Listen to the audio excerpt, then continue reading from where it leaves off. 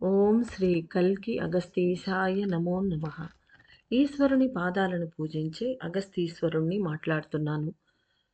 మార్పు చెందిన కాల అంగంలో ప్రవేశించి సత్యయుగ వాసులుగా మారినచో ఉన్నత స్థితికి చేరుకొనగలరు. నా వశములో పలు విధములైన బీజములు ఉన్నవి అని నేను ప్రకటిస్తున్నాను. కలియుగ ఎల్లలో జీవించే సమయంలోనే సత్యయుగంలో ప్రవేశించి ప్రేమను పెంచి కరుణతో జీవించి జీవకారుణ్య శక్తులను కురిపిస్తున్న అన్ని ఆత్మలు భగవంతుని సన్నిధిలో దైవములుగా కీర్తించబడగలరు. సంపూర్ణ ప్రళయకాలం సమీపించి కలియుగం పూర్తి కావటానికి ఇంకా కొద్ది కాలం మాత్రమే మిగిలి ఉన్నది. భూమిపై జీవించే జీవితం అనేది పూర్తి అయ్యే సమయంలో పాతాళ లోకంలోని జీవితం తీవ్రతరం అవుతుంది.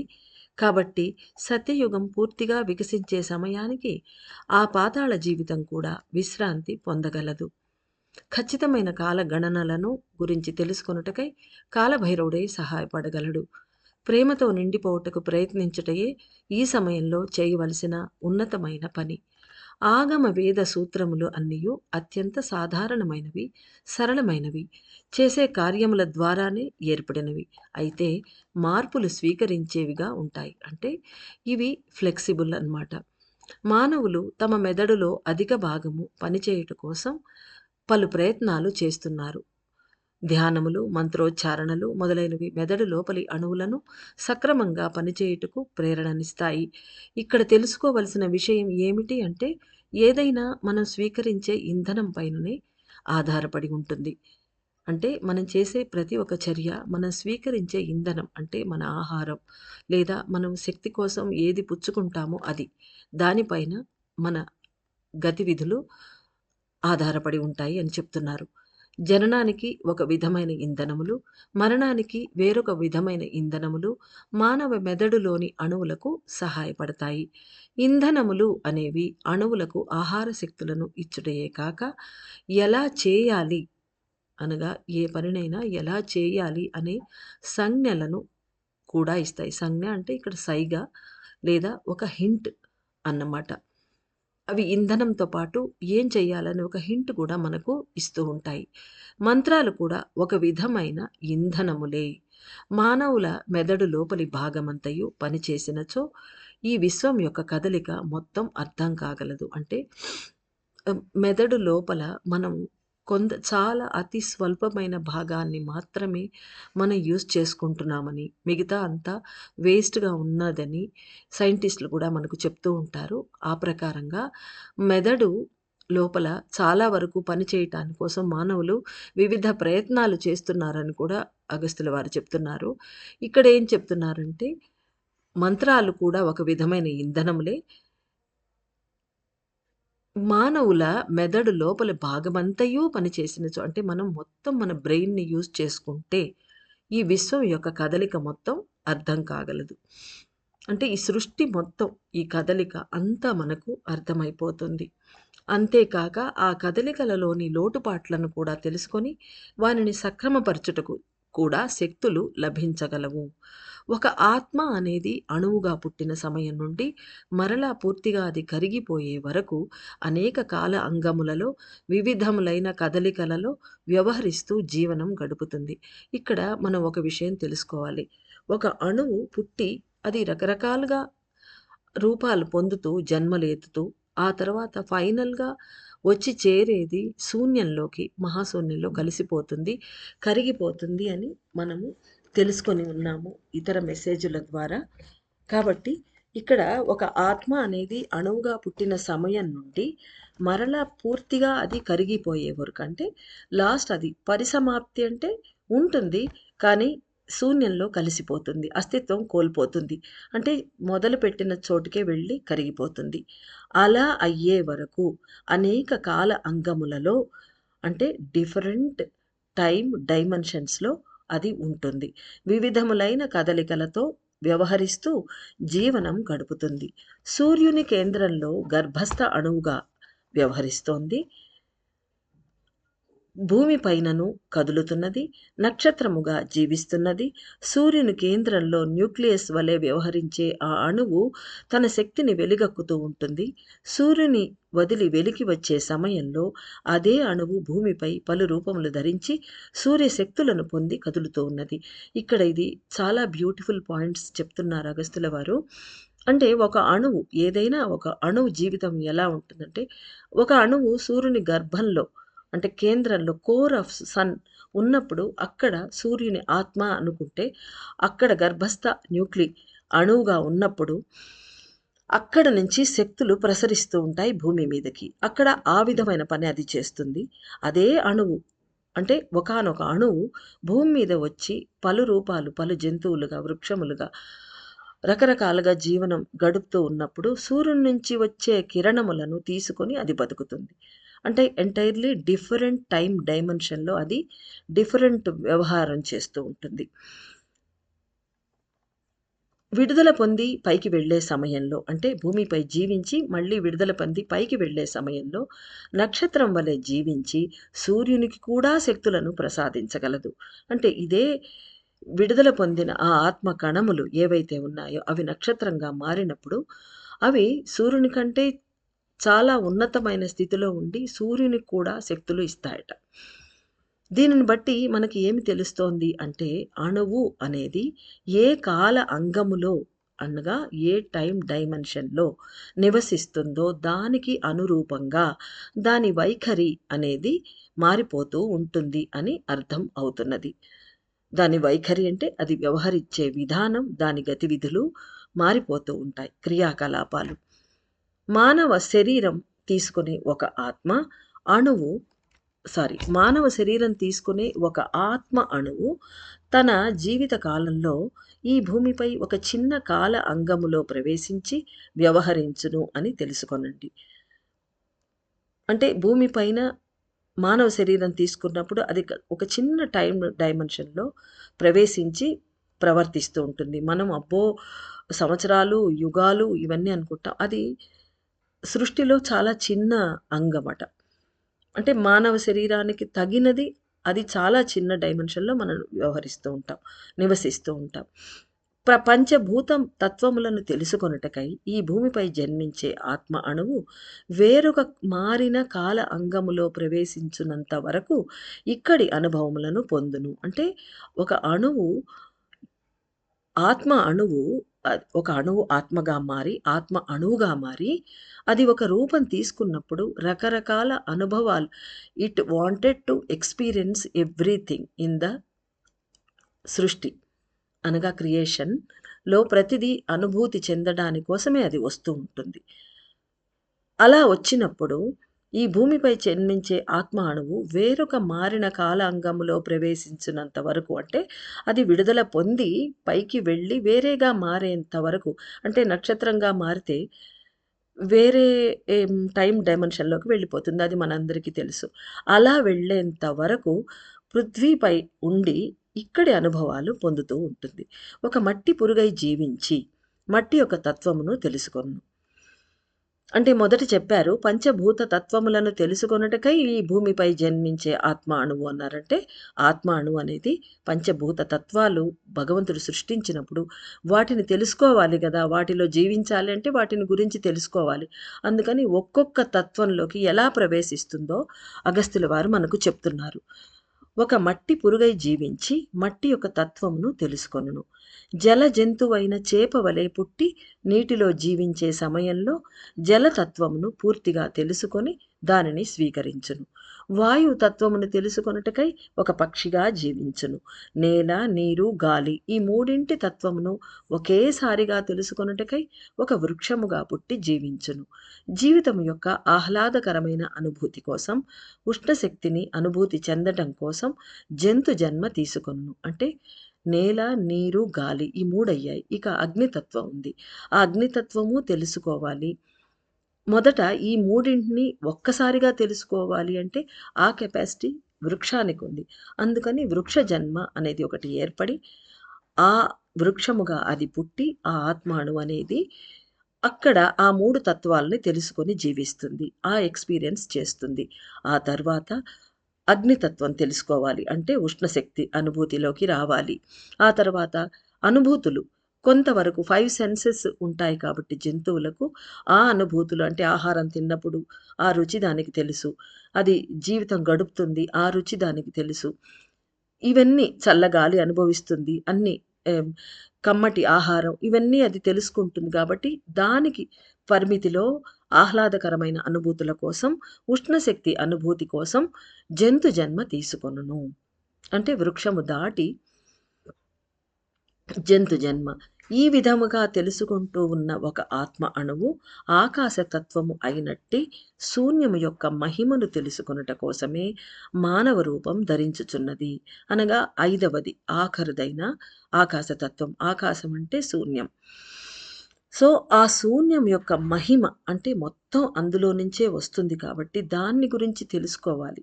అంటే ఎక్కడి నుంచైతే ఆ ఆత్మ అణువు లాస్ట్‌లో కరిగిపోతుందో, ఏదైతే దాని సోర్సో దాన్ని గురించి అది తెలుసుకోవాలి కాబట్టి మానవ జన్మ ధరిస్తున్నది. కాబట్టి అన్నిటిలోకి ఉత్కృష్టమైన జన్మ మానవ జన్మ అంటారు. పంచభూత తత్వములను పూర్తిగా తెలుసుకున్న తర్వాత విడుదల పొంది పైకి వెళ్ళి ఇతర ఆత్మలకు ఆయా తత్వములను గురించి అర్థం చేసుకొనుటకై అది సహాయపడుతున్నది. అంటే మనం ఉదాహరణగా చెప్పుకోవాలి అంటే గొప్ప గొప్ప ఆత్మలందరూ మనకెలా గైడ్స్‌గా, ఏంజెల్స్‌గా అలా గైడింగ్ ఏంజెల్స్‌గా, గైడింగ్ గురువులుగా పనిచేస్తూ ఉన్నారో వాళ్ళందరూ అలా అనుభూతులు చెంది, ఎక్స్‌పీరియన్స్ చేసి, గట్టెక్కి ఆ తర్వాత పైకి వెళ్ళిన వాళ్ళే వాళ్ళు. వాళ్ళు మనకు ఇవన్నీ ఈ జ్ఞానమంతా ఆయా తత్వాలు పంచభూత తత్వాలను గురించిన జ్ఞానం, సృష్టిని గురించిన జ్ఞానం మనకు తెలిపి, మనకు మార్గదర్శనం చేస్తారు. కాబట్టి ఈ ఆత్మ అణువు ఏదైతే మనం ఉదాహరణంగా ఇక్కడ చెప్పుకుంటున్నామో ఈ మెసేజ్‌లో, ఆ ఆత్మ అణువు పంచభూత తత్వములను పూర్తిగా తెలుసుకున్న తర్వాత విడుదల పొంది పైకి వెళ్ళి ఇతర ఆత్మలకు ఆ తత్వములను గురించి అర్థం చేసుకొనుటకై తెలుపుతూ సహాయపడుతున్నది. సూర్యశక్తులను ఆకర్షించి వాటిని మార్పు చేయుటకు కూడా సహాయపడును. కాల అంగముతో కలిసిపోయి ఉన్న ఒక ఆత్మ అణువు అన్నది దాని తత్వములను పూర్తిగా తెలుసుకున్న తర్వాత దాని నుండి విడిపడి వేరే స్థితిలోకి వెళుతున్నది. ఒక ఆత్మ అణువు కాల అంగంలో కలిసిపోయి జీవించి ఆ కాలంలో ఉన్న ఆ గతివిధులన్నిటినీ పరిశీలించి పూర్తిగా అనుభవించి దాన్ని తెలుసుకున్న తర్వాత ఆ జన్మ నుంచి అంటే ఆ కాలం నుంచి విడిపడడం అంటే ఆ జన్మ నుంచి ఏ జన్మ ఎత్తుతామో అక్కడ ఒక కాల అంగం ఉంటుంది. అక్కడి నుంచి విడిపడి వేరే పోతుంది. కొత్త ఎక్స్‌పీరియన్స్ కోసం. కాలమును విడిచిపెట్టి వెలికి వచ్చుటకు కొన్ని ఉన్నతమైన సూత్రములు ఉన్నవి. కాలభైరవుడే దానిని గురించి మీకు తెలియజేస్తారు. ఒక మండల కాలంలో 30 దినములు త్రికోణములో దీపములను పెట్టి అన్ని జీవులు విడుదల కావాలి అని ప్రార్థన చేసి ఆత్మ గాయత్రి మంత్రమును జపిస్తూ ఇతరులు కూడా దానిని చేయుటకై సహాయములు చేస్తూ ఉన్న నా ప్రియ శిష్యులకు నా పరిపూర్ణమైన ఆశీస్సులు. దైవ కార్యమును స్వీకరించి సేవ చేసే సమయంలో మీలో ఉన్న కర్మ ముద్రలు తొలగిపోయి శూన్యము పెరుగును అనియు తద్వారా ఆత్మలు విడుదల పొందును అనియు గ్రహించాలి. దైవ కార్యమును తీసుకొని చేసినచో మంచి జరుగును అనే మాట నిజమే. మంచి అనగా కర్మలు కరిగి శూన్యము పెరుగుటయే అగును. అంటే మంచి జరుగుతుందంటే ఏంటో మనం దైవ కార్యం మనం చేసేస్తున్నాము. మనకు చాలా డబ్బులొస్తాయి. లేదా ఇళ్ళు, వాకిళ్ళొస్తాయి. లేదు మంచి జాబ్సొస్తాయి. ఇలాంటివి కాదన్నమాట. ఇది ఆధ్యాత్మికమైన అర్థం తీసుకోవాలి ఇక్కడ మనం. దైవ కార్యమును స్వీకరించి సేవ చేసే సమయంలో మీలో ఉన్న కర్మ ముద్రలు తొలగిపోతాయి. కర్మ ముద్రలే మనల్ని జీవితానికి బంధించి మరలా మరలా జన్మెత్తుకుంటూ కోరికలు వీటిట్లో మాయలో పడి, సుడులలో పడి తిరిగేదానికి కారణమవుతున్నాయి కాబట్టి, వన్స్ అవి తొలగిపోయి మనం రిలీవ్ అయిపోతే, బర్డెన్ వెళ్ళిపోతే ఏమవుతుంది? శూన్యము పెరుగుతుంది. ఆ శూన్యంలో ఏమొస్తుంది మనకు? దైవకాంతి పెరుగుతుంది.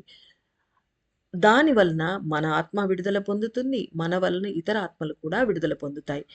కాబట్టి దైవ కార్యమును తీసుకొని చేసినచో మంచి జరుగును అన్న మాట నిజమే కానీ, మంచి అంటే ఇక్కడ కర్మలు కరిగినప్పుడు శూన్యము పెరుగుతుంది. అదే దాని అర్థం అని మనము తీసుకోవాలి. లోపల ముద్రించబడి ఉన్న మీ పాపకర్మలు తొలగిపోయే సమయంలో మీరు వెలుపల కష్టములు అనుభవించుచున్నారు. అంటే ఇక్కడ మన కర్మలు అక్కడ లోపల మన మెదడు లోపల కర్మముద్రలు ఏవైతే ఉంటాయో అవి రబ్ అయిపోయి అవి రిమూవ్ చేయబడినప్పుడు అవి ఎక్కడికి పోతాయి? అవి బయటకొస్తాయి. అవి బయటకి అంటే కొన్ని మెడిటేషన్ పద్ధతులు చెప్పారు. నల్లటి పొగ రూపంలో ముక్కుల గుండా, చెవుల గుండా వస్తుంది అని మనం చేసి ఉన్నాము. అలా అవి బయటికి వచ్చినప్పుడు అవి బయట ధన ప్రభావం చూపిస్తాయి. అంటే ఎలాగైనా అవి చూపిచ్చి ఆ తర్వాత అవి మనం ఆ కర్మ అనుభవించాక అది వెళ్ళిపోతుంది. అయితే అంత తీవ్రతరంగా అవి ఉండవు. ఎందుకంటే భగవత్ కృప వల్ల తొలగిపోయే కర్మలు విపరీతంగా కొద్ది కాలం మట్టుకే ఉంటుంది. చాలా వాటి లైఫ్ స్పాన్ అనేది చాలా తక్కువ ఉంటుంది. మనము మెల్లిగా కరిగించుకుంటే ఎక్కువ కాలం అదే పనిగా బాధలు పడి, పడి, పడి, పడి, పడి ఇంక విముక్తి దొరుకుతుందా? మనం చనిపోవాలా? అన్నట్టుగా ఉంటుంది. ఇది అలా కాకుండా దైవము ద్వారా, దైవ కాంతి ద్వారా తొలగిపోయే కర్మలు విపరీతంగా ఒక షూట్ ఔట్ అయిపోయి, ఆ తర్వాత వెంటనే మాసిపోతాయి అవి. సో, టైం అనేది మనకు చాలా మిగిలిపోతుంది. అది మనకు ఎక్స్‌ప్లెయిన్ చేస్తున్నారు మహర్షి. లోపల ముద్రలలో పుణ్యములు ఉండి ఉన్నచో అంటే పాపములు ఉంటే అలా జరుగుతుంది. కష్టాలు పడతాము. లోపల ముద్రలలో పుణ్యములు ఉండి ఉన్నచో అవి కరిగే సమయంలో వెలుపల మీరు సుఖములు అనుభవించగలరు. అంటే దేని ఫలితం దానికి ఉంటుంది. అన్ని ముద్రలు వెలికి తీసి శూన్యమును పెంచి విడుదల చెంది పైకి వెళ్ళుటయే ఆత్మ యొక్క ఉద్దేశ్యము. ఈ సత్యాన్ని మీరు తెలుసుకొనండి. ఆగమ వేదములోని ఒక అపూర్వ సూత్రము ద్వారా కాలములో ఉన్న 2 విభిన్న అంగములను తెలుసుకొని ప్రవర్తించుట గురించి తెలుసుకొనగలము. భగవంతుడు అనేది ఒక కాల అంగము అయితే ఆయన సృష్టి వేరొక అంగము కాగలదు. అంటే సృష్టి చేసేవాడు ఉన్న చోటు ఏదైతే ఉందో అక్కడ ఒక రకమైన టైం డైమెన్షన్ ఉంటుంది. ఆయన చేసిన సృష్టి ఏదైతే ఉందో ఏర్పడుతుందో దాని డైమెన్షన్ వేరువేరుగా ఉంటుంది. మానవుడు ఒక కాలాంగం అయితే అతను చేసే పనులన్నీ వేరొక కాలాంగం. ఇది కూడా మంచి బ్యూటిఫుల్ సెంటెన్స్. అంటే భగవంతుడు ఒక కాలాంగం, ఆయన సృష్టి వేరొక అంగమైనప్పుడు సేమ్ మనకు కూడా మానవుడు ఒక కాల అంగము అయితే అతను చేసే పనులు వేరొక కాల అంగంలోకి పరిగణనలోకి తీసుకోవాలన్నమాట. కాబట్టి సృష్టికర్త, సృష్టి అను 2 విభిన్న కాలాంగములు ఉన్నవి అని తెలుసుకోనండి. సృష్టికర్త భగవంతుడైతే ఆయన నుంచి ఆ టైం డైమెన్షన్ అనేది ఆయన సృష్టికి వేరేగా ఉంటుంది. మానవుడు ఒక టైం డైమెన్షన్ అయితే అతడు సృష్టికర్త అయితే అతను సృష్టించిన పనులు చేసే పనులన్నీ వేరొక టైం డైమెన్షన్‌లో ఉంటాయని అర్థం చేసుకోవాలి. ఆత్మ గాయత్రి నోము తీసుకొని మంత్రం జపించే ప్రియమైన మానవులారా సత్యాన్ని తెలుసుకొనండి. మానవులు భగవంతునిచే సృజించబడినారు అని ఎలా అయితే తెలుసుకొని నమ్మి ప్రవర్తిస్తున్నారో అదేవిధంగా మీరు చేసే పనులను ధ్యాస పెట్టి చూచి పరిశీలన చేసుకొన్నచో మీరే సృష్టికర్త అయిన భగవంతుడు అని గుర్తించగలరు. ఆత్మగాయత్రి మంత్రం ఉచ్చరించేది అన్నది ఒక భాగం పని అయితే ఆ మంత్రమే మీరుగా మారిపోయి జీవించేది వేరొక భాగము. ఈ అత్యున్నతమైన సూత్రమును స్వీకరించి ప్రవర్తించండి. మీ మనసు అనే సాధనమును పూర్తిగా మంత్రములోనికి పంపి ఏ విధంగా ఈ మంత్రము విస్తరిస్తూ సంక్షేపిస్తూ వివిధ శక్తులను ప్రసరిస్తున్నది అను సత్యాన్ని పరిశీలించి గ్రహించండి. శరీరంలో ప్రవహించే మంత్రము ఏ పనిని చేస్తున్నది అనియు మెదడు లోపలి భాగంలో ఏ పనులు చేయించుచున్నది అనియు చుట్టూ ఉన్న వాతావరణంలో కలిసే తరుణంలో ఏ పనిని చేయుచున్నది అనియు ఇతర మానవులకు శక్తులుగా ఎలా పనిచేయుచున్నది అనియు గ్రహించండి. అంటే ఈ అన్నిటినీ మనము